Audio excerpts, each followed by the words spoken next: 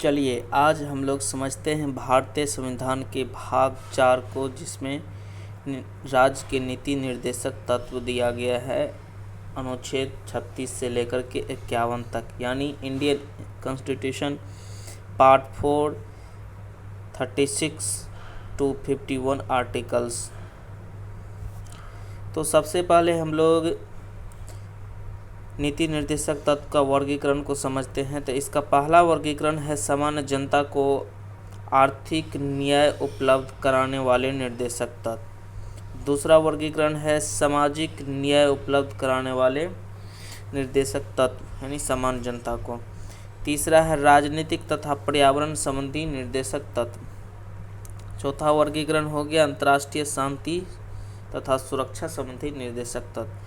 तो इस प्रकार से हम लोग समझे कि नीति निर्देशक तत्व का जो वर्गीकरण है, पहला है सामान्य जनता को आर्थिक न्याय उपलब्ध कराने वाले, दूसरा है सामान्य जनता को सामाजिक न्याय उपलब्ध कराने वाले, तीसरा इसका वर्गीकरण हो गया राजनीतिक तथा पर्यावरण संबंधी निर्देशक तत्व, चौथा वर्गीकरण है अंतर्राष्ट्रीय शांति तथा सुरक्षा संबंधी नीति निर्देशक तत्व।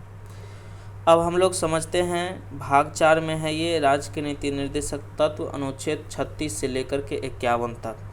तो अनुच्छेद 36 जो कहता है 36, इसमें नीति निर्देशक तत्व के संदर्भ में राज्य की परिभाषा दिया गया है। राज्य की परिभाषा अनुच्छेद 37 में नीति निर्देशक तत्वों को न्यायालय द्वारा परिवर्तनीय इन्फोर्सेबल न होते हुए भी देश के शासन में मूलभूत माना गया है तथा विधि बनाने में सिद्धांतों को लागू करने का राज्य का कर्तव्य माना गया है।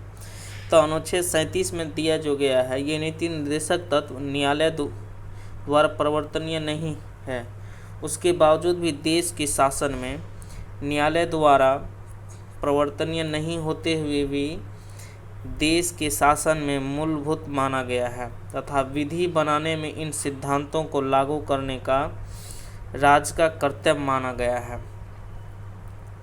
उसके बाद अनुच्छेद 38 में देखते हैं कि राज्य एक ऐसी सामाजिक व्यवस्था बनाएं जिसमें लोग कल्याण में वृद्धि हो सके। अनुच्छेद 38 क्या कहता है 38I में कि राज्य एक ऐसी सामाजिक व्यवस्था बनाए जिसमें लोग कल्याण में वृद्धि हो सके। इसका दूसरा जो है राज्य आय की असमानता समाप्त करने का प्रयास करें तथा अवसर की असमानता समाप्त करने का प्रयास करें। राज्य जो है यहाँ किस चीज़ का बोल रहा है प्रयास करने के लिए? राज्य में आय की जो असमानता है उसको समाप्त करने का, और दूसरा अवसर की असमानता जो है उसको भी समाप्त करने का प्रयास करें। कौन करें? राज्य। अनुच्छेद 39 इसमें कहता है कि पुरुष और स्त्री सभी नागरिक को आजीविका के पर्याप्त साधन प्राप्त करने का अधिकार। अनुच्छेद 39I जो है इसके अंतर्गत 39 फर्स्ट जो है इसमें क्या कहता है कि पुरुष और स्त्री यानी सभी नागरिक को आजीविका के पर्याप्त साधन प्राप्त करने का अधिकार।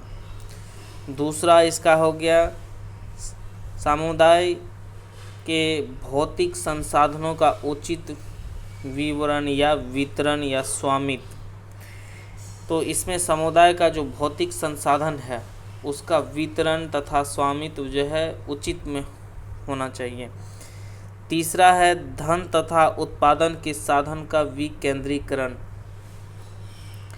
धन तथा उत्पादन के साधन का क्या करना? विकेंद्रीकरण। स्त्री पुरुष के समान कार्यों के लिए समान वेतन। स्त्री और पुरुष जब यदि समान काम करता है तो उसके लिए समान वेतन होना चाहिए। पुरुष और स्त्री कर्मकारों को स्वास्थ्य और शक्ति का तथा बालक की सुकुमार अवस्था का दुरुपयोग न हो यह सुनिश्चित करना। किसके लिए? यह सब राज्य के लिए है। अनुच्छेद 39 क जो कहता है कि समान अवसर के आधार पर न्याय देना व निःशुल्क कानूनी सहायता उपलब्ध कराना, और इसी में 42वें संशोधन अधिनियम 1976 द्वारा ये शामिल किया गया था।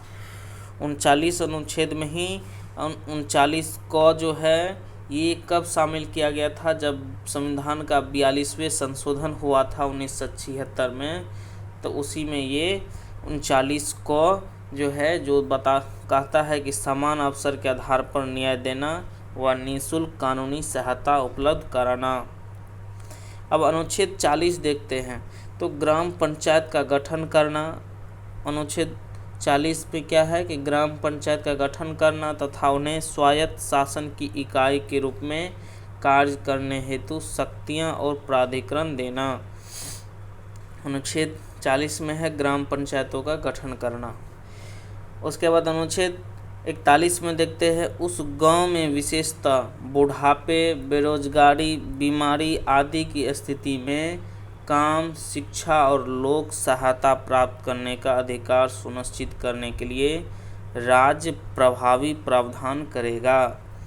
अनुच्छेद 41 जो है इसमें दिया गया है, जैसे अनुच्छेद 40 में जो ग्राम पंचायत का गठन होगा तो उसी गांव में विशेषता, जैसे कि बुढ़ापे हो जाता है, बेरोजगारी है, बीमारी है, इस स्थिति में क्या होना चाहिए, काम, शिक्षा और लोक सहायता प्राप्त करने का अधिकार सुनिश्चित करने के लिए राज्य क्या करेगा, प्रभावी प्रावधान करेगा। अनुच्छेद 42 में देखते हैं, कार्य की न्याय संगत तथा मानवीय दशाओं का तथा प्रसूति सहायता का उपबंध। अनुच्छेद 42 में क्या है, कार्य की न्याय संगत होना चाहिए और मानवीय दशाओं से जुड़ा होना चाहिए और प्रसूति सहायता का बंद करना।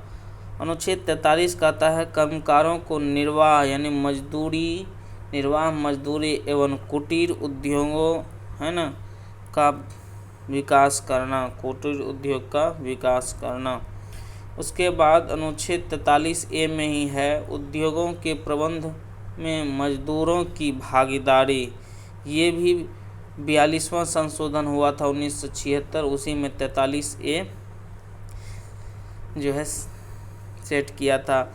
अब 39 अनुच्छेद 43B जो देखते हैं, ये सहकारी समितियों का उन्नयन, यानी ये 97वें संशोधन जब किया था, 97वें संशोधन 2011 में, तब ये अनुच्छेद 43 के साथ अनुच्छेद 43B जोड़ा गया। फिर अनुच्छेद 44 देखते हैं, इसमें सभी नागरिकों के लिए समान है ना आचार संहिता, इसमें सभी नागरिकों के लिए क्या हुआ है, समान आचार संहिता, यानी एक ही। चलिए उसके बाद अनुच्छेद 45 में देखते हैं, इसमें 6 वर्ष से कम आयु के सभी बालकों को निःशुल्क शिक्षा प्रदान करना। और ये जो है 86वां संशोधन हुआ था, 86th संशोधन हुआ था संविधान का 2002 में, उसमें ये जोड़ा गया है। अनुच्छेद 46 ये अनुसूचित जाति, अनुसूचित जनजातियों और अन्य दुर्बल वर्गों की शिक्षा प्रदान करना और उनके अर्थ संबंधी हितों का प्रदान करना, सामाजिक न्याय सुनिश्चित करना है। अनुच्छेद 46 में अनुसूचित जाति, अनुसूचित जनजातियों और जो अन्य दुर्बल वर्ग की जो शिक्षा है उसको प्रदान करना और उनके अर्थ संबंधी यानी कुछ संबंधी हितों को प्रदान करना एवं सामाजिक सुनिश्चित करना। अनुच्छेद 47 देखते हैं, पोषाहार स्तर, जीवन स्तर में वृद्धि करना, लोक कल्याण में सुधार करने का प्रयास करना। अनुच्छेद 48 कृषि एवं पशुपालन के आधुनिक ढंग से तथा वैज्ञानिक ढंग से विकास करना। भारत में प्रथम अनुसूचित जनजाति विश्वविद्यालय MP में है। उड़ीसा सर्वाधिक कुपोषण ग्रस्त है। अब अनुच्छेद 48A देखते हैं, ये 42वें संशोधन अधिनियम 1976 है ना में जोड़ा गया था, पर्यावरण की रक्षा एवं संवर्धन करना। अनुच्छेद 49 क्या कहता है, प्राचीन महत्व के स्मारक स्थानों और वस्तुओं की रक्षा करना। अनुच्छेद 50 है, लोक सेवा यानी कार्यपालिका से न्यायपालिका को अलग करना। और अनुच्छेद 51 का था, अंतर्राष्ट्रीय शांति सुरक्षा का प्रयास करना। तथा आपसी विवादों को शांतिपूर्ण समाधान करना। इस प्रकार से हम लोग भारतीय संविधान के भाग 4 में अनुच्छेद 36 से लेकर के 51 तक राज्य के जो नीति निर्देशक तत्व थे उसके बारे में समझे। ये सब न्यायालय के द्वारा प्रवर्तनीय नहीं होते हुए भी राज्य को ये सब काम करना होता है, इसलिए ये राज्य का नीति निर्देशक तत्व है। इस प्रकार से आप राज्य के नीति निर्देशक तत्व के बारे में जो कुछ समझे उसे याद रख सकते हैं।